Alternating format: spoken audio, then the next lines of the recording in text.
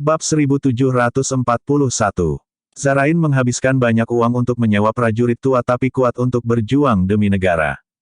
Waktu putus asa telah tiba, memaksa Zarain untuk menggunakan semua kartu truf mereka.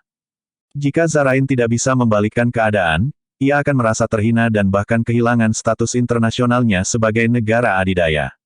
Seperti yang diinstruksikan oleh Zarain, 4 prajurit peringkat 7 sedang menunggu kedatangan Levi dengan sabar.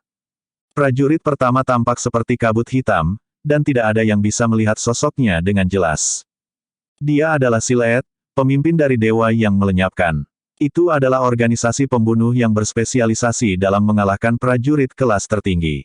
Selain menjadi prajurit peringkat 7, dia adalah seorang pembunuh yang hebat, mampu menyatu dengan lingkungan dan objek apapun dengan mudah. Selanjutnya, dia telah membunuh 3 prajurit peringkat 7 sebelumnya. Petarung kedua tingginya 2 meter dan tampak merah di sekujur tubuhnya. Tubuhnya telah bermutasi, karena dia telah bereksperimen dengan berbagai obat dan serum oleh organisasi rahasia sejak dia masih muda. Juga, dia terlihat sebagai monster yang tidak bisa dibunuh, karena dia kuat dan memiliki kulit yang tidak bisa ditembus. Oleh karena itu, dia diberi gelar Naga Iblis. Selanjutnya, prajurit ketiga lapis baja ringan bisa menyerang beberapa kali lebih cepat dari kecepatan suara, maka gelar Dewa Petir. Prajurit keempat adalah seorang pirang cantik yang mengenakan pakaian terbuka. Dia bisa mengendalikan kekuatan supernya sejak dia masih gadis muda di sukunya dan menjadi penyihir di barat. Kekuatan supernya begitu kuat sehingga dia konon bisa mengendalikan segala sesuatu di dunia, karena itu dia diberi gelar Enchantress. Mereka semua dianggap sebagai prajurit paling terkemuka di Zarain. Jelas bahwa Zarain menunjukkan tekadnya untuk menghentikan Levi dengan mengundang mereka semua sekaligus. Saat Levi melanjutkan perjalanannya, dia merasa bahwa orang-orang yang ingin menghalangi jalannya semakin berkurang. Pada akhirnya, Levi tidak menemukan lawan sama sekali. Sementara itu, Jared tampak sedih tidak lama setelah dia bangun. Apakah Zarain meninggalkanku? Jauh di lubuk hati, Jared sadar bahwa Zarain peduli dengan reputasinya di atas segalanya, termasuk dirinya. Tiba-tiba, Levi berhenti berjalan dan berteriak, "Keluar sekarang. Aku sudah melihat kalian semua." Saat berikutnya, 3 sosok, Enchantress, Demonic Dragon, dan God of Lightning, melangkah maju. Namun, hanya Silead yang tidak terlihat. Mengingat Silead berspesialisasi dalam pembunuhan, dia tidak akan pernah mengungkapkan keberadaannya. 3 prajurit peringkat 7 secara total. Orang-orang di seluruh dunia terkejut saat melihatnya. Lagi pula, mereka tidak pernah membayangkan bahwa Zarain cukup berpengaruh untuk didukung oleh beberapa prajurit peringkat 7 secara bersamaan. Itu adalah sesuatu yang tidak bisa dicapai oleh negara lain, dan bahkan Erudia iri akan hal itu. Meskipun demikian, pertanyaan terbesar yang dimiliki semua orang adalah, bisakah Levi menahan serangan 4 prajurit peringkat 7? Setelah prajurit peringkat 7 bertukar pandang, Enchantress berteriak, "Ayo mulai." Saat Enchantress mulai merapal mantranya, lingkungan di depan mata Levi tiba-tiba berubah. Gunung dan hutan berubah menjadi lautan yang luas dan bergejolak. Levi tidak bisa menenangkan diri, karena dia berada di tengah badai. Perubahan lingkungan yang tiba-tiba dan dramatis membuat Levi sulit beradaptasi. Itulah kekuatan Enchantress untuk mengendalikan segalanya, termasuk lingkungan. Sementara itu, Dewa Petir mulai melancarkan serangannya 5 kali lebih cepat dari kecepatan suara. Tugasnya adalah menyelamatkan Biron dan Jared sambil mendekatkan naga iblis ke Levi. Diharapkan, Dewa Petir menyelesaikannya dalam sekejap mata. Bam! Karena naga iblis dikenal sangat kuat, rumor mengatakan bahwa dia bisa menghancurkan gunung hanya dengan 1 pukulan. Naga iblis mengerahkan kekuatannya untuk meninju Levi begitu dia berada di sekitar Levi. Pada saat yang sama, Silead muncul dari kegelapan untuk membunuh Levi dengan kecepatan kilat. Bab 1742. Tindakan keempat prajurit itu disinkronkan dengan sempurna. Selain itu, kekuatan unik mereka digunakan untuk mengeluarkan potensi mereka secara maksimal. Seolah-olah menyelamatkan orang dan membunuh pria itu akan selesai dalam 1 napas. Siapapun yang menyaksikan pertempuran itu terpaku di tanah. Sangat menakutkan melihat 4 prajurit peringkat 7 bertindak bersama. Aku khawatir hanya Levi yang pantas diperlakukan seperti itu. Jelas bahwa Zarain bertekad untuk menghentikannya.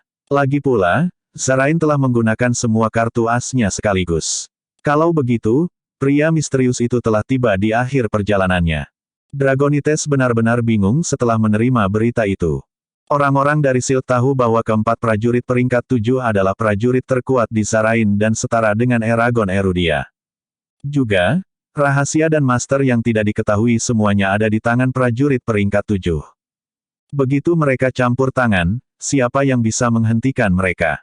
Di medan perang, 4 prajurit peringkat 7 mengoordinasikan serangan mereka dengan mulus. Pertama, Enchantress mengubah lingkungan untuk mengalihkan perhatian Levi.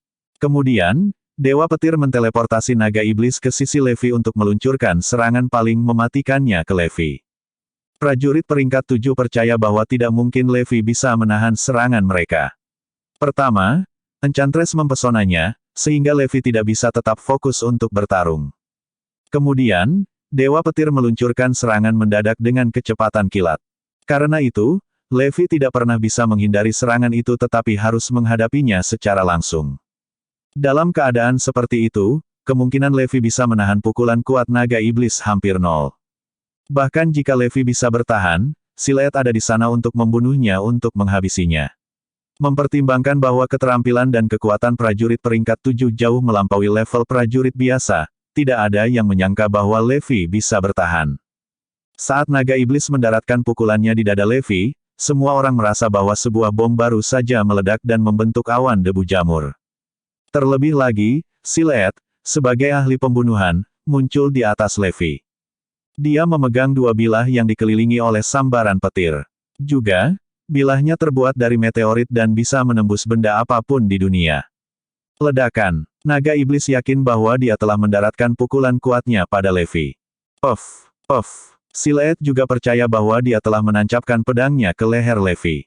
Namun, ekspresi mereka berubah begitu mereka menyadari bahwa Levi telah menghilang. Kemana dia bisa pergi? Ini tidak mungkin. Silet tahu bahwa kecepatan Levi tak terduga jika dia berhasil menghindari serangan mereka. Mereka memiliki ilusi bahwa mereka baru saja membunuh Levi karena Levi melarikan diri dari tempat itu lebih cepat daripada Dewa Petir. Dengan kata lain, yang mereka pukul hanyalah tiruan Levi yang dia ciptakan saat dia bergerak dengan kecepatan kilat. Klon bayangan. Dengan itu, Levi menggunakan skill itu sekali lagi. Pada saat itu, Silet akhirnya menemukan apa yang salah. Levi menggunakan Shadow Clone untuk membuat tiruan dan meninggalkan pusat medan perang. Ledakan. Saat berikutnya, Levi muncul di sebelah Dewa Petir, yang baru saja mengambil Biron dan Jared darinya. Dengan kata lain, kecepatan Levi bahkan lebih cepat dari Dewa Petir yang memiliki kekuatan super. Bam! Jepret. Hanya dengan pukulan Levi, Dewa Petir hancur berkeping-keping. Serangan jungkir balik. Di saat yang sama, Levi mengeluarkan Excalibur Utara. Astaga! Sebelum Enchantress bisa bereaksi, Levi telah menggorok lehernya menggunakan Excalibur Utara yang telah dipatahkan sebelumnya. Begitu Enchantress runtuh, lingkungan berubah dan menjadi normal kembali. Lautan luas segera berubah kembali menjadi gunung dan hutan. Namun, Levi tidak berniat untuk berhenti. Begitu dia muncul di belakang naga iblis, Excalibur Utara meledak dan kembali ke tangannya. Astaga! Naga iblis terbunuh dengan satu serangan cepat dalam sekejap mata. Merasakan bahaya di depan, Silet melarikan diri dari tempat itu dengan tergesa-gesa. Namun, Levi menghilang lagi dan muncul tepat di belakang Silet. Mati. Dengan kematian Silet, keempat prajurit peringkat 7 dimusnahkan. Siapa yang bisa menahan pedangku? Bab 1743. Mengejutkan. Zarain terdiam, begitu pula seluruh dunia. Pada saat itu, Levi telah membunuh total 5 petarung peringkat 7 secara berurutan, termasuk Dewa Petir Zarain, meskipun pertarungan terakhir adalah 4 dari mereka melawannya. Itu menakutkan. Terlalu menakutkan. Bahkan kartu as dari Shield pun tidak bisa menghentikan Levi. Kekuatan yang dia miliki tidak bisa dipahami. Dia melawan Zarain sendirian. Ada yang masih kurang puas. Itu adalah kekalahan mutlak Bruce. Bagaimana kita harus melawannya? Dia baru saja mengalahkan 5 petarung peringkat 7. Bahkan tentara tidak akan memiliki kesempatan. Orang-orang Zarain semua terdiam. Mereka semua bingung, tidak tahu harus berbuat apa. Seolah-olah Levi tak terkalahkan, dan tidak ada yang bisa menghentikannya saat dia bergerak maju setelah mengirim 4 petarung. Saat ini, ada pasukan yang menunggunya di sisi lain gunung. Meski tahu Levi tidak bisa dihentikan, mereka tidak bisa begitu saja melihatnya pergi. Yang perlu mereka lakukan hanyalah mengulur waktu sehingga mereka bisa menemukan cara untuk membunuh atau menghentikan Levi. Mengenakan biaya. Kali ini, ada pejuang yang lebih kuat yang terdiri dari seniman bela diri dan pria dengan kekuatan super. Mereka semua tampak seperti kehilangan akal sehat karena mereka melakukan semua yang mereka bisa untuk menghentikan Levi di jalurnya.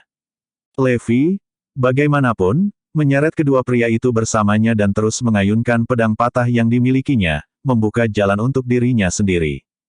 Dia terlalu kuat, tidak mungkin untuk menghentikannya. Seluruh dunia kagum pada kekuatan Levi yang luar biasa. Para erudian semua bersemangat, ingin tahu tentang identitas Levi. Apakah dia Eragon yang dikabarkan? Atau apakah dia bagian dari kekuatan tak dikenal di Erudia? Konon, para Dragonite sudah tahu jawabannya, tapi mereka memilih untuk diam. Mereka ingin merahasiakannya karena terlalu banyak yang terlibat. Para Eragon mulai memperhatikan saat itu. Bahkan beberapa faksi kuno mulai gelisah. Bagaimanapun, 5 petarung peringkat 7 terbunuh. Dengan itu, setengah hari berlalu, dan Levi terus mengobrak-abrik medan perang. Korban tewas untuk musuh sangat mengejutkan. Tidak ada yang bisa memperlambat Levi saat dia semakin dekat ke perbatasan selatan Zarain. Tidak peduli seberapa besar pasukan itu, mereka hanya berbaris menuju kematian mereka, semua karena Levi adalah musuh mereka. Kita tidak bisa menghentikannya. Bagaimana ini mungkin? Kami melakukan semua yang kami bisa. Ini memalukan. Zarain mengalami penghinaan yang belum pernah terjadi sebelumnya. Apa yang kita lakukan? Dia akan keluar dari perbatasan Zarain dalam waktu sekitar 6 jam jika ini terus berlanjut. Apakah kita akan membiarkan dia pergi begitu saja? Kita akan menjadi bahan tertawaan seluruh dunia. Memikirkan sesuatu. Cepat. Kita harus menghentikannya bagaimanapun caranya. Percepat. Kita tidak punya banyak waktu lagi. Zarain dalam kekacauan. Pada saat itu, mereka telah melupakan semua tentang Biron dan Jared. Yang penting adalah kebanggaan bangsa. Levi mempermainkan mereka, dan mereka perlu melakukan sesuatu untuk menghadapinya. Waktu terus berjalan, dan setelah 2 jam, seseorang akhirnya mengatakan sesuatu. Kami mendapatkannya. Baiklah. Kita bisa membunuh 2 burung dengan 1 batu menggunakan ini. Silt akhirnya datang dengan sebuah rencana. Kembali. Semuanya mundur. Silt memerintahkan, menghentikan operasi untuk menghentikan Levi. Sementara Levi bingung dengan apa yang sedang terjadi, beberapa jeep dengan bendera gencatan senjata muncul di depannya. Dia ingin melihat trik apa yang mereka miliki, jadi dia tidak menyerang. Seluruh dunia sedang menonton. Semua orang ingin tahu apa rencana Silt. Bab 1744. Sekelompok pria dan wanita berjas turun dari jeep. Sepertinya mereka kebanyakan pekerja kantoran, bukan seniman bela diri dan pria dengan kekuatan super. Siapakah kalian? Bibir Levi melengkung saat dia bertanya. Kami tidak memiliki niat buruk, tamu terhormat kami. Kami di sini hanya untuk berbicara, kata seorang pria dan seorang wanita di depan orang banyak dengan tangan terangkat. Ya, kami di sini hanya untuk berbicara. Tidak ada gunanya melanjutkan pertarungan. Petik 2. Bicara. Apakah ada kebutuhan untuk itu? Menyingkirlah dan biarkan aku membawa keduanya bersamaku. Petik 2. Tuan, tolong dengarkan kami. Ayo buat kesepakatan. Mereka menatap Levi dengan hati-hati. Kesepakatan apa? Levi penasaran. Tuan, kami benar-benar dapat melupakan insiden ini dan mengubah permusuhan kami menjadi teman. Itu benar. Sebenarnya tidak ada dendam di antara kita, jadi kenapa harus repot? Levi menyeringai, bagaimana? Kamu sebenarnya tidak harus melayani Erudia. Mengapa kamu tidak bergabung dengan Zarain saja? Kami menjanjikan apapun yang kamu inginkan, bahkan menjadi raja. Selama kamu bergabung dengan Zarain, semua keinginanmu bisa terpenuhi. Entah itu menjadi semakin kuat, kaya, atau bahkan mendapatkan lebih banyak kekuatan. Apapun yang Anda inginkan. Keduanya adalah negosiator profesional dan tahu bagaimana berbicara. Siapapun akan terpengaruh oleh upaya kolektif mereka jika mereka tidak berhati-hati. Saat itulah rencana Zarain akhirnya terungkap. Jika kami tidak dapat menghentikan Anda, kami hanya perlu merekrut Anda. Jika Levi setuju, itu akan membunuh 2 burung dengan 1 batu. Tentu, Levi terkekeh. Apapun yang aku inginkan, kan?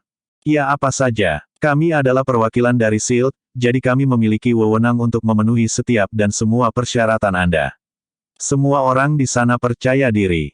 Baik-baik saja maka. Levi menatap mereka. Permintaan saya cukup sederhana. Jadikan aku Tuan Zarain. Lakukan itu, dan aku akan bergabung denganmu tanpa pertanyaan. Semua orang tercengang dengan lamarannya. Dia ingin menjadi penguasa Zarain. Ya ampun, keberanian. Itu tidak mungkin. Tuan, tolong jangan bercanda. Kami tulus tentang ini. Nada mereka menjadi dingin. Siapa yang mengatakan sesuatu tentang lelucon? Saya sangat jujur di sini. Apakah Anda tidak mengatakan apapun yang saya inginkan? Saya telah memberitahu Anda apa yang saya inginkan. Apakah kamu tidak akan memenuhinya? Levi menanyai mereka sebagai balasannya. Kamu keluar dari barisan di sini. Orang-orang dari SHIELD semuanya marah. Jika kamu tidak akan melakukannya, enyahlah. Levi menyapukan tangannya ke udara, mengirimkan gelombang kejut ke arah orang-orang dari SHIELD dan membuat mereka terbang, bersama dengan mobilnya. Kemudian, Levi melanjutkan perjalanannya, menandakan akhir dari negosiasi.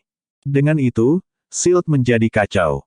Mereka awalnya mengira bahwa tawaran itu tidak bisa ditolak oleh Levi, tetapi mereka tidak pernah menyangka Levi akan mengajukan syarat seperti itu. Levi melanjutkan ketika tentara melanjutkan misi mereka untuk menghentikannya. Ini tidak akan berhasil. Tidak ada waktu tersisa. Dia akan meninggalkan Zarain dalam 3 jam. Bahkan jika Byron dan Jared sudah mati, kita tidak bisa membiarkan dia pergi. Apa yang kita lakukan? Kami membutuhkan ide. Cepat. Waktu berlalu dan ada 1 jam tersisa sebelum Levi berhasil melintasi perbatasan. Kami kehabisan pilihan. Ayo gunakan itu. Apa itu? Apakah Anda semua sudah gila? Itu satu-satunya harapan kami. Bab 1745. Aku tidak bisa menyetujui ini. Ini terlalu banyak. Ya, saya kedua itu. Ini gila. Pikirkan tanggung jawab yang harus kita hadapi jika kita melakukan itu. Tidak ada yang pernah menggunakan itu sejak keberadaannya. Kita akan melawan seluruh dunia jika kita yang pertama menggunakannya. Apakah Anda tahu seberapa besar konsekuensinya? Petik 2. Kebanyakan orang di sana menentang proposisi itu. Itu seperti tabu bagi mereka. Menurut kalian, apa yang harus kita lakukan? Waktunya tinggal kurang dari 1 jam. Kami akan menjadi bahan tertawaan terbesar di seluruh dunia. Pikirkan tentang itu. Negara super yang bahkan tidak bisa menghentikan 1 orang pun untuk pergi. Kita akan masuk ke dalam sejarah sebagai aib bangsa. Kita akan menjadi pendosa terbesar bangsa ini. Seru si pengusul. Keheningan terjadi tepat setelahnya. Kami sudah dipermalukan. Levi memperlakukan medan perang seperti taman bermain. Zarain tidak punya harga diri lagi. Cepat dan buat keputusan. Tidak banyak waktu tersisa. Desak pria itu. Baiklah. Saya menyetujui penggunaan itu. Petik 2. Gerakan mengungkap kekerasan seksual demi menghapuskannya. Sama di sini. Setelah mempertimbangkan pro dan kontra, semua anggota mencapai kesepakatan. Tunggu. Kita tidak bisa menggunakannya atas nama SHIELD, atau Zarain. Kata seorang pria. Lalu apa yang harus kita lakukan? Seseorang bertanya. Kita bisa membiarkan Bruce mengaktifkannya, membuatnya terlihat seperti dendam pribadi sejak pria itu menangkap saudara laki-laki Bruce. Jika terjadi sesuatu, Bruce akan menjadi kambing hitam. Kedengarannya bagus. Saya setuju. Panggil Bruce segera. Ketika Bruce mendapat berita itu, dia tercengang. Apakah Anda semua serius tentang ini? Petik 2. Iya, dan Anda harus melakukannya atas nama Lab. Saatnya Anda berkontribusi untuk kemajuan bangsa. Ini adalah keputusan bulat yang tidak bisa kamu tolak. Kata perwakilan SHIELD. Bagaimana dengan saudaraku? Bruce menyadari. Jika kita menggunakan itu, dia akan mati juga. Ini bukan waktunya untuk perasaan pribadi. Kebanggaan bangsa dipertaruhkan. Jangan khawatir, bangsa ini akan mengingat pengorbanan saudaramu. Bruce ragu-ragu selama 1 menit penuh tetapi akhirnya setuju. Baiklah, aku akan menghubungi Lab sekarang. Waktu sangat penting, jadi Bruce tidak memikirkannya lebih jauh dan menghubungi Lab yang mendukungnya. Tak lama kemudian, Lab menerima perintah itu dan setuju untuk bertanggung jawab penuh. Dengan itu, semuanya akan menjadi milik Bruce dan Bruce saja jika terjadi kesalahan. Kita punya 40 menit sebelum dia keluar dari perbatasan. Senjata akan disiapkan dalam 15 menit. Jam terus berdetak. Dan kemudian, hanya tersisa 25 menit sebelum Levi melintasi perbatasan. Itu adalah gurun tandus di selatan, dan Levi menyeret kedua pria itu bersamanya saat dia berjalan maju. Tidak ada seorang pun di depannya untuk menghentikannya. Di mata semua orang yang menonton, sepertinya Zarain sudah menyerah. Yang mengatakan, beberapa masih berpikir bahwa Zarain memiliki sesuatu di lengan baju mereka. Mereka hanya tidak tahu apa itu. Target terkunci. Semuanya siap berangkat. Lab mengirim pesan. Itu waktu. Mereka akhirnya akan menggunakannya. Senjata paling kuat yang mereka kenal, tongkat dewa. Bab 1746. Itu adalah mahakarya yang dibuat dari kolaborasi antara lab misterius di belakang Bruce dan Shield. Senjata pemusnah massal. Tidak ada yang benar-benar tahu apa itu. Apakah itu senjata rel elektromagnetik, laser, atau bahkan sesuatu yang biologis? Tidak ada yang tahu. Yang mereka tahu hanyalah bahwa tongkat dewa adalah perwujudan dari bencana. Aktivasinya berarti kehancuran total. Tidak ada pertahanan di dunia yang bisa menghentikannya. Itu berbeda dari Jared's Deicide karena hanya menargetkan area kecil yang berfokus pada seniman bela diri dan pengguna kekuatan super. Tongkat dewa, di sisi lain, mencakup area yang jauh lebih besar. Itu akan menyia-nyiakan apapun di dalam area itu. Itu dinamai tongkat Tuhan karena alasan sederhana, karena itu mewakili penghakiman ilahi. Aman untuk dikatakan, kekuatan yang dimilikinya melebihi apapun yang bisa dibayangkan. Itu pasti lab serta kartu truf terakhir Shield, jadi mereka ragu untuk menggunakannya. Mereka ingin menyembunyikannya dari dunia untuk memiliki unsur kejutan. Tetapi situasi saat ini dengan Levi memaksa mereka, dan Shield tidak punya pilihan selain membuat keputusan. Demi harga diri Zarain, mereka harus habis-habisan. Pada saat itu, semua mata Zarain tertuju pada Levi saat dia semakin dekat ke perbatasan. 20 menit telah berlalu. Levi masih menyeret dua pria di belakangnya di gurun. Dia tahu bahwa itu tidak akan sederhana. Meskipun tidak ada yang muncul untuk menghentikannya, Levi tahu Zarain tidak akan membiarkannya pergi semudah itu, sesuatu yang berbahaya sedang menunggu di depan. Waktu tampaknya telah melambat untuk semua orang karena mereka semua menunggu dengan cemas dengan keringat dingin. Koordinat untuk serangan sudah diatur. Target akan memasuki sekitarnya dalam T6 menit 32 detik. Senjata sudah diperiksa, semuanya jelas. Semuanya sudah siap. Bruce dan Lab menyiapkan segalanya, mereka sudah siap dan menunggu. Hampir semuanya basah oleh keringat, gemetar saat menunggu aktivasi pertama tongkat dewa. Mereka berdua bersemangat dan gugup pada saat yang bersamaan. Pada saat itu, Jared dan Byron sadar. Levi, aku akui kamu kuat. Jared berkata ketika dia mengetahui bahwa itu adalah Levi. Aku jamin kamu tidak akan keluar dari Zarain hidup-hidup setelah apa yang kamu lakukan. Jared menatap Levi. Itu benar, Byron menimpali. Tidak mungkin kau keluar dari sini hidup-hidup.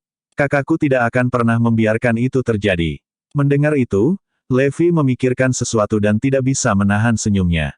Mereka semua mencoba segala cara untuk membunuhku. Tapi jika aku mati, kalian berdua pasti ikut denganku.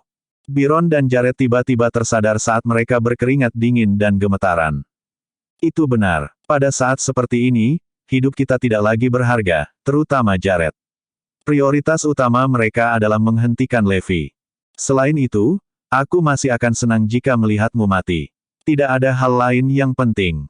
Hahaha. Jared tertawa terbahak-bahak sambil menatap Levi. Dia benar-benar maniak. Byron, di sisi lain, takut, gemetar hebat. Ada 5 menit lagi. Lalu 4, 3, hitung mundur dimulai, dan semua orang sangat tegang. Sepertinya mereka akan meledak pada saat itu juga. 32 detik tersisa. 3, 2, 1. Bab 1747. Saat yang sangat dinanti telah tiba. Ini akan menjadi aktivasi pertama Gutscepter. Dunia akhirnya akan melihat murka tongkat dewa. Bruce berkeringat dengan peluncur di tangannya, dan semua mata tertuju padanya. Selamat tinggal, Byron. Bruce berseru dan menekan tombol, menjatuhkan diri ke kursi di belakangnya segera setelahnya. Pada saat itu, semua orang di sana merasa sangat lega dan menghela nafas dalam-dalam. Akhirnya selesai. Semua pihak di Zarain mengepalkan tangan saat mereka menunggu kedatangan tongkat dewa. 1 detik, 2 detik, lebih dari 10 detik telah berlalu, tetapi tidak ada tanda-tanda akan terjadi sesuatu. Sepertinya tongkat dewa benar-benar meleset dari sasarannya, dan semua orang terkejut. Lebih banyak waktu berlalu, dan masih tidak ada apa-apa. Apa yang terjadi? Apa ini? Apa yang sedang terjadi sekarang? Orang-orang Zarain semuanya menanyakan pertanyaan serupa. Lab yang bertanggung jawab atas Gutscepter sangat tercengang dengan situasinya juga. Gutscepter tidak diluncurkan setelah Bruce menekan tombol. Apa yang terjadi? Semua orang di sana awalnya tercengang, tetapi akhirnya mulai bereaksi. Mereka semua tercengang dengan apa yang baru saja terjadi, atau lebih khusus lagi, apa yang tidak terjadi.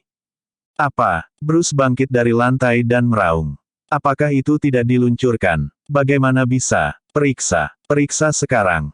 Seluruh lab meledak menjadi kekacauan. Semua orang berebut untuk memeriksa dan memeriksa kesalahan.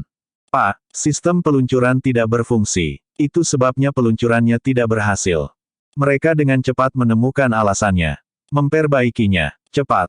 Berapa lama waktu yang dibutuhkan untuk menyelesaikan perbaikan? Seru Bruce. Ini akan memakan waktu setidaknya 20 menit. Pak, kami akan mencoba yang terbaik. Teknisi segera memulai prosedur perbaikan. Tidak ada yang menyangka bahwa kesalahan seperti itu akan terjadi pada waktu yang begitu penting.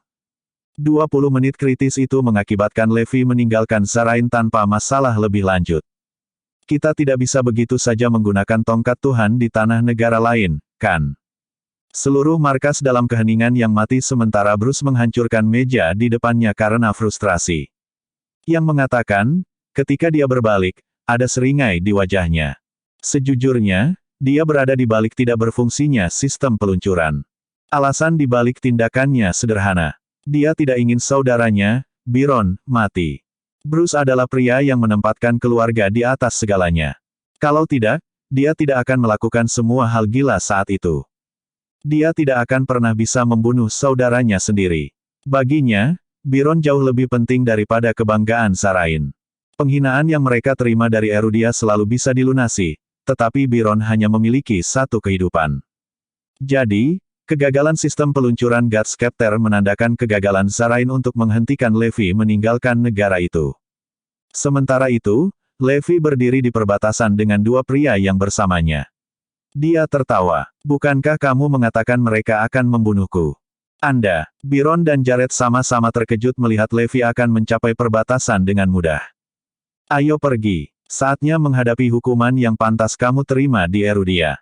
Levi berkata sambil melintasi perbatasan dengan mereka. Setelah itu, Levi menancapkan pedang patah yang dimilikinya di garis batas Zarain. Niatnya jelas seperti siang hari. Pedang itu adalah bukti bahwa Levi telah memasuki Zarain dan pergi dengan dua anak buahnya. Itu adalah bukti penghinaan terbesar yang pernah dialami Zarain. Bab 1748. Segera, sekelompok pejuang tiba di perbatasan Zarain dan melihat Excalibur Utara yang rusak tertancap di tanah. Melihatnya menyengat mata mereka karena pedang itu adalah simbol rasa malu bagi mereka. Itu adalah bukti terbesar dari penghinaan yang mereka terima. Ah! Seorang pria meraung dan berdiri ke depan untuk mencabut pedangnya. Tunggu. Pria di depan kerumunan menghentikannya. Biarkan di sana. Itu harus tinggal di sana selamanya. Itu adalah simbol aib yang diberikan musuh kita kepada kita. Itu akan menjadi pengingat terus-menerus tentang apa yang telah kita lalui. Wajah semua orang merah saat mereka menatap pedang dengan tangan terkepal erat. Tidak ada yang mengatakan sepatah kata pun saat seluruh bangsa Zarain terdiam. Mereka melakukan hampir semua yang mereka bisa untuk menghentikan Levi tetapi tetap saja gagal. Penyelesaian Bruce di akhir telah mengakibatkan peluncuran Gutscepter yang gagal dan memberi Levi izin masuk gratis ke luar negeri. Seluruh dunia bingung ketika mereka melihat Levi melintasi perbatasan. Apakah Zarain benar-benar membiarkan Levi pergi begitu saja? Itu tidak mungkin. Mengapa mereka melakukan itu? Tapi itulah yang terjadi sekarang. Dia pergi. Orang-orang Zarain semua menjadi gila dengan apa yang baru saja terjadi. Sungguh memalukan. Betapa memalukan. Erudia, ini berarti perang. Semua orang mengepalkan tinjunya dan melihat ke arah mereka.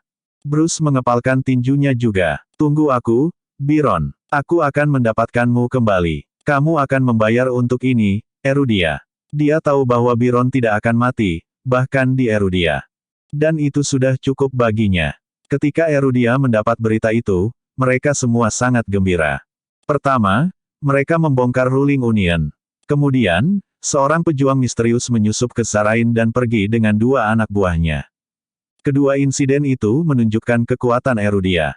Erudia tidak takut pada siapapun. Naga perkasa perlahan bangun dari tidurnya. Siapa yang bisa memiliki kesempatan melawannya? Erudia memberitahu dunia bahwa itu, tanpa diragukan lagi, adalah negara super. Itu tidak takut siapapun. Melihat bagaimana keadaannya, semua orang kaya dan terkenal yang meninggalkan Erudia benar-benar terperangah. Saat itu, mereka melakukan semua yang mereka bisa untuk melarikan diri. Tidak ada yang mengira bahwa krisis dapat dihindari. Dan tidak hanya itu berubah menjadi demonstrasi betapa kuatnya Erudia. Siapa yang bisa melihat itu datang? Erudia adalah yang terbaik selama ini. Akan sulit untuk kembali sekarang karena semua orang melepaskan kewarganegaraan mereka. Orang-orang yang pergi ke Zarain pasti lebih buruk sekarang. Ketika Jared ingin menjadi raja, hampir semua orang terkemuka terpengaruh. Tapi sekarang setelah Jared ditangkap, mereka kehilangan segalanya.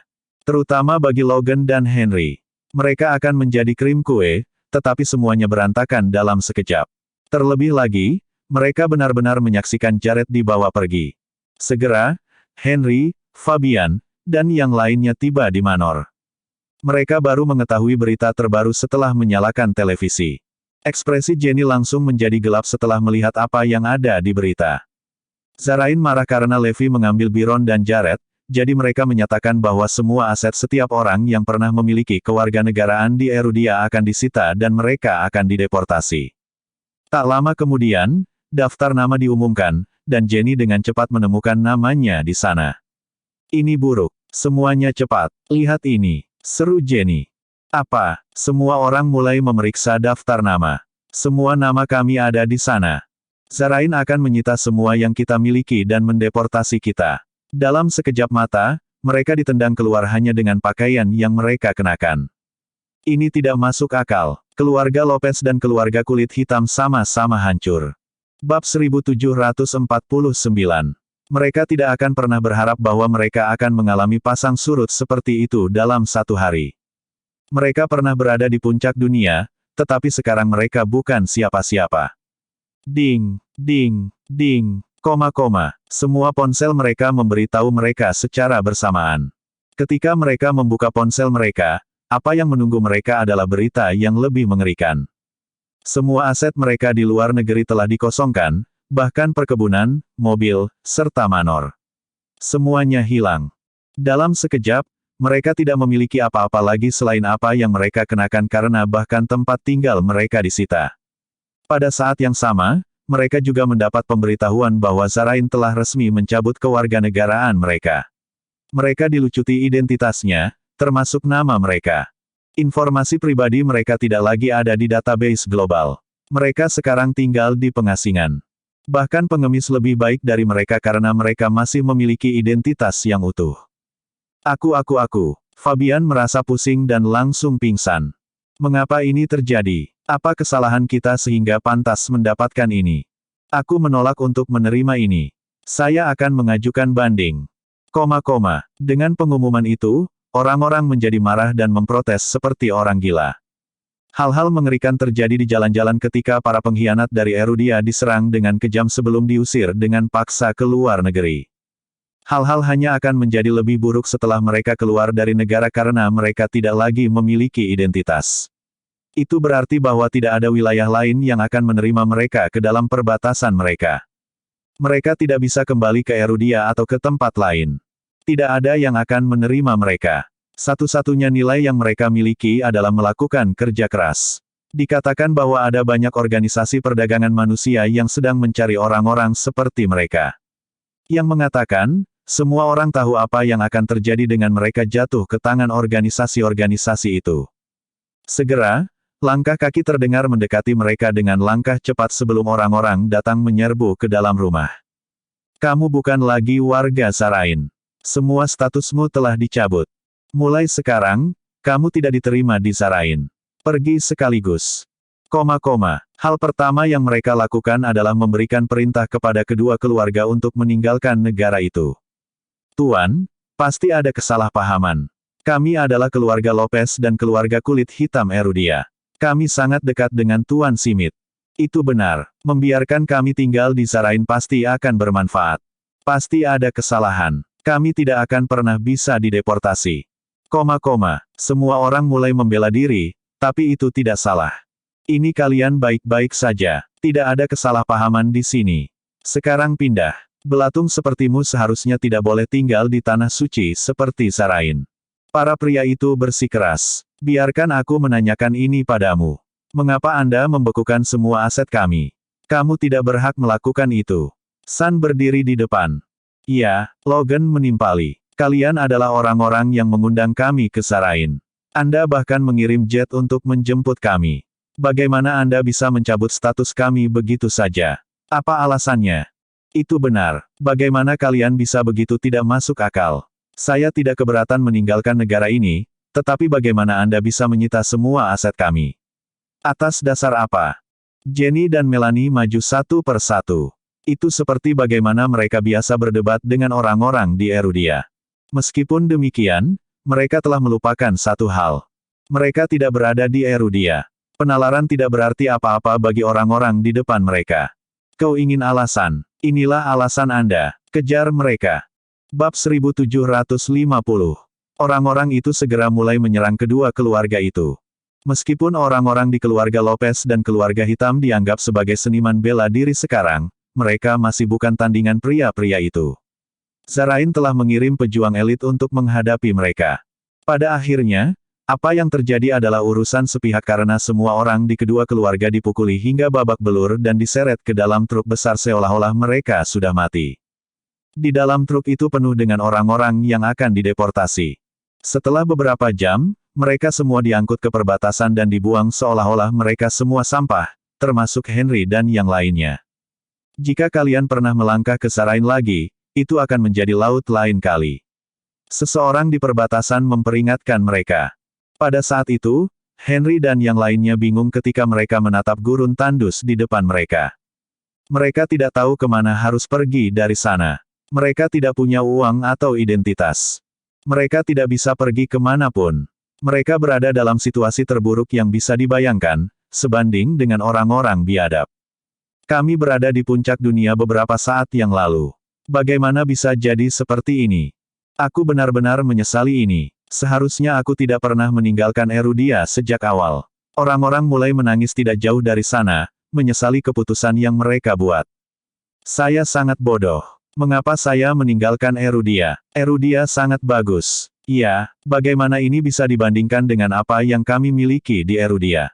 Kita pasti sudah kehilangan akal. Lebih banyak orang tersapu ke dalam angin puyuh emosi dan mulai menangis. Bahkan orang-orang dari keluarga Lopez dan keluarga hitam menangis di sungai.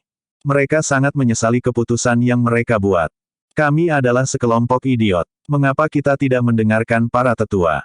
Saya menyesali semua yang saya lakukan. Jika saya memiliki kesempatan lain, saya tidak akan pernah meninggalkan Erudia lagi. Ibu, ayah, aku merindukanmu. Zarain menyebalkan. Dia adalah yang terbaik. Jenny, Melanie, Henry, Son, dan Logan, berlutut, satu persatu, menangis saat menyesali keputusan mereka. Itu adalah saat tergelap dan paling tak berdaya dalam hidup mereka. Namun, apa yang terjadi selanjutnya akan menjadi waktu paling sulit yang pernah mereka alami. Setiap orang lari. Ada keributan yang datang dari kerumunan. Ternyata, para pedagang manusia datang untuk menangkap mereka. Orang tanpa identitas seperti mereka adalah target terbaik untuk dijadikan buruh. Lari, lari. Semua orang berhamburan seperti mangsa, secara resmi memulai hidup mereka sebagai pengungsi. Namun, itu hanya sebagian dari gambarannya. Hari itu, pemandangan yang sama terlihat terjadi di seluruh perbatasan Zarain. Itulah satu-satunya cara Zarain melampiaskan kekesalan mereka karena apa yang dilakukan Levi. Tapi tentu saja, mereka tidak berani menyentuh Erudian yang ada di Zarain. Mereka masih orang-orang Erudia. Satu-satunya orang yang mereka targetkan adalah orang-orang yang melepaskan kewarganegaraan mereka di Erudia seperti Son Lopez. Lagi pula, mereka dianggap orang Zarain, dan bangsa itu dapat melakukan apapun yang diinginkannya kepada mereka. Di timur Erudia, sebuah helikopter pribadi mendarat. Dan keluarlah Levi, dengan Byron dan Jared bersamanya. Floyd dan yang lainnya ada di sana untuk menyambutnya. Bahkan dengan topeng, semua orang tahu itu adalah Levi. Kirim Byron kembali ke tempat yang seharusnya, penjara. Levi memerintahkan. Iya Pak, bawa dia pergi. Floyd melambaikan tangannya, dan Byron segera dibawa pergi. Wajah Byron pucat pasi. Sepertinya aku tidak akan pernah meninggalkan Erudia. Kemudian, Levi melihat ke arah Jared dan berkata, adapun Jared. Akhiri saja hidupnya di tempat. Tunggu, kamu tidak bisa membunuhnya. Dia orang kita sekarang. Kamu tidak bisa menyentuhnya. Bersambung.